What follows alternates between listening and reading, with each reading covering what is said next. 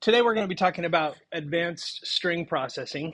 And advanced string processing, in case you think it's not very important, is sort of the basis for some of the coolest things that are going on in computer science today.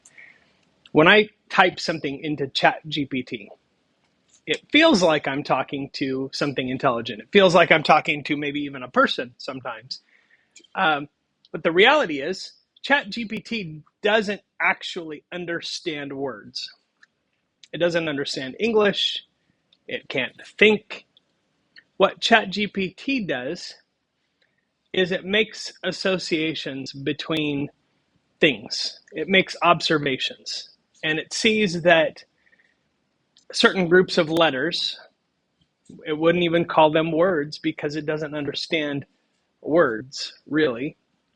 But certain groups of characters are grouped with certain other groups of characters in certain kinds of ways in certain types of situations. And if you multiply that observational ability times a trillion or multiple trillions, then you begin to see the formation of what seems to be intelligence. But ChatGPT doesn't understand language the way we understand language, right? Understanding language is a different thing.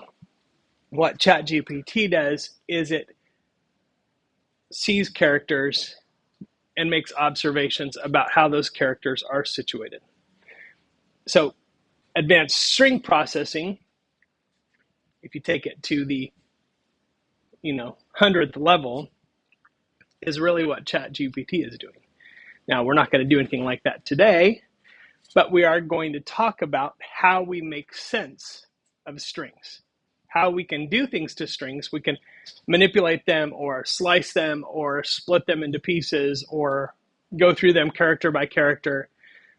And we can do things to them that allow us to make sense of them.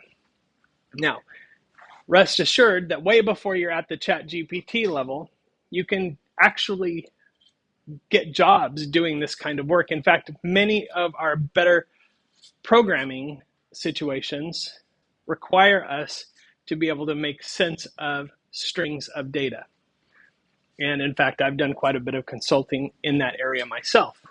So you want to be able to do this stuff, and that's why we're coming back and we're revisiting what seems to be the most basic of all data types, the string, because we're going to go a little bit deeper into strings. But